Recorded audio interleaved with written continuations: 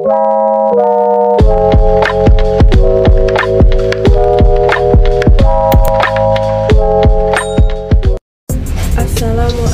warahmatullahi wabarakatuh. Halo teman-teman, ketemu lagi dengan saya di Adinda Rosa Channel.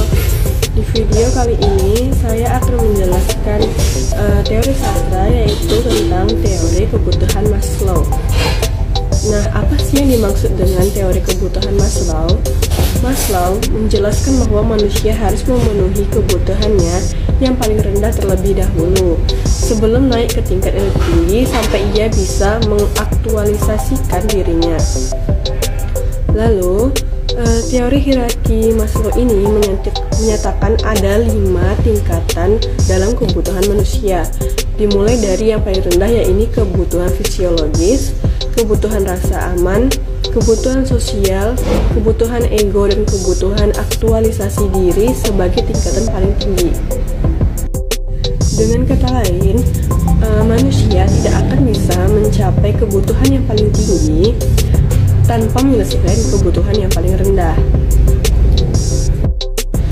Nah, selanjutnya mari kita analisis teori kebutuhan Maslow ke dalam karya sastranya. Hierarki kebutuhan tokoh utama dalam novel Pulang dan Laut Bercerita. Novel Pulang dan Laut Bercerita karya Leila S. Chudori yang mencerminkan realitas kehidupan seseorang yang di dalamnya terdapat sebuah rekaan terhadap tata kehidupan dengan nilai-nilai kehidupan dan renungan sekitar pencerahan hakikat diri manusia. Novel ini menceritakan pengalaman batin sang tokoh dalam menjalani kehidupan yang serba keterbatasan, namun tidak membuatnya patah semangat dalam mencapai kehidupan yang lebih baik dengan berbagai upaya berdasarkan potensi yang dimilikinya agar dapat mengaktualisasikan diri. Manusia tidak lepas dari berbagai macam kebutuhan. Begitupun dengan tokoh Dimas Suryo dalam novel Pulang dan Biru Laut dalam Laut Bercerita, yang membutuhkan pendidikan dan pengakuan dari negara dalam menjalani hidupnya dengan tujuan ke depan ia akan dapat mengaktualisasikan dirinya dan tentunya harga dirinya menjadi lebih terangkat di mata orang-orang. Kebutuhan dasar fisiologis atau fisik. Maslow menyebutkan bahwa kebutuhan-kebutuhan fisiologis adalah sekumpulan kebutuhan dasar yang paling mendesak pemenuhannya karena terkait dengan kelangsungan hidup manusia. Kebutuhan yang pemenuhannya tidak mungkin ditunda. Kebutuhan-kebutuhan fisiologis merupakan kebutuhan yang paling mendesak sehingga paling didahulukan pemuasannya oleh individu. Kebutuhan fisiologis merupakan kebutuhan yang paling mendasar dan tentunya merupakan masalah yang terpenting apabila kebutuhan ini tidak terpenuhi. Kebutuhan-kebutuhan fisiologis adalah potensi paling dasar dan besar bagi semua pemenuhan kebutuhan di atasnya. Adapun kebutuhan-kebutuhan yang dimaksud adalah sebagai berikut. A. Kebutuhan makanan dan minuman. Manusia yang lapar akan selalu termotivasi untuk makan dan minum, bukan untuk mencari teman atau dihargai.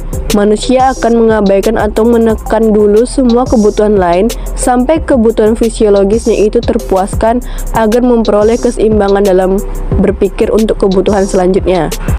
Hal tersebut dialami juga oleh tokoh utama pada novel Pulang dan Laut Bercerita karya Leila S. Chudori. Berikut kutipannya. Pulang. Dengan semangat aku membuka dapur. Ada mie, ada daging ayam, dan sayur. Aku mengangguk. Vivine segera menyiapkan semua perangkat, kuali, minyak goreng, dan bumbu. Laut Bercerita. Kami menikmati nasi goreng cabai rawit yang dicampur dengan ikan teri yang disajikan dengan potongan telur dadar dan tempe goreng. B. Kebutuhan pakaian. Kebutuhan fisiologis selain makan, manusia memerlukan pakaian agar memudahkannya dalam menjalani kehidupan sehari-hari.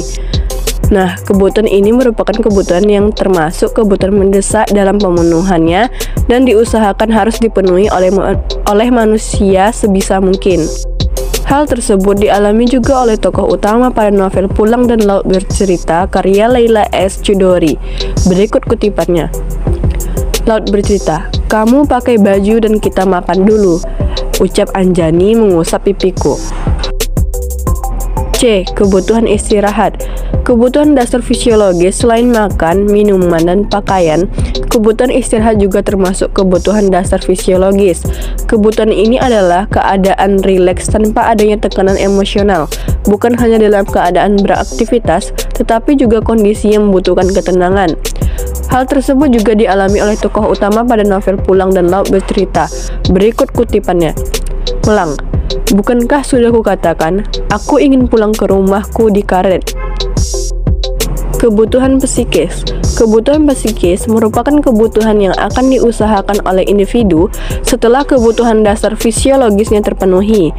Terpenuhinya kebutuhan dan fisiologis merupakan motivasi untuk bergerak memenuhi kebutuhan yang lebih tinggi. A. Kebutuhan rasa aman. Setelah kebutuhan-kebutuhan fisiologis terpuas secukupnya, maka dalam diri individu akan muncul satu kebutuhan lain sebagai kebutuhan yang dominan dan menuntut kepuasan, yakni kebutuhan akan rasa aman. Kebutuhan-kebutuhan akan rasa aman ini diantaranya adalah rasa aman fisik, stabilitas, ketergantungan, perlindungan, dan kebebasan dari daya-daya yang mengancam seperti penyakit, takut, cemas, bahaya, kerusuhan, dan bencana alam.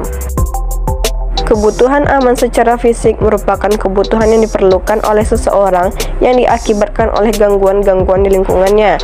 Hal tersebut dialami juga oleh tokoh utama pada novel Pulang dan Laut Bercerita. Berikut kutipannya pada novel Pulang. Sementara waktu, kami mendapat bantuan sekadarnya dari lembaga sosial pemerintah agar bisa bertahan.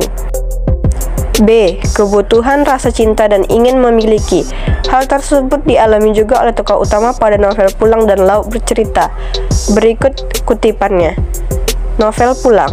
Aku betul-betul tak tahu dan tak pernah mencari tahu apakah Sutri jauh lebih mencintai Mas Hanato daripada aku.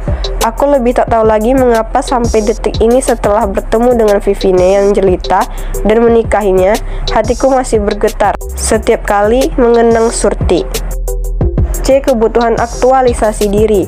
Kebutuhan ini menuntut individu untuk dapat mengembangkan potensinya menurut kemampuan yang dimilikinya guna memperoleh kepuasan. Hal tersebut dialami juga oleh tokoh utama pada novel Pulang dan Laut Bercerita. Berikut kutipannya dalam novel Pulang. Aku rasa inilah takdir kita. Kau adalah koki berbakat yang tak tertandingi. Belum pernah aku mendengar Jai berbicara penuh semangat seperti itu.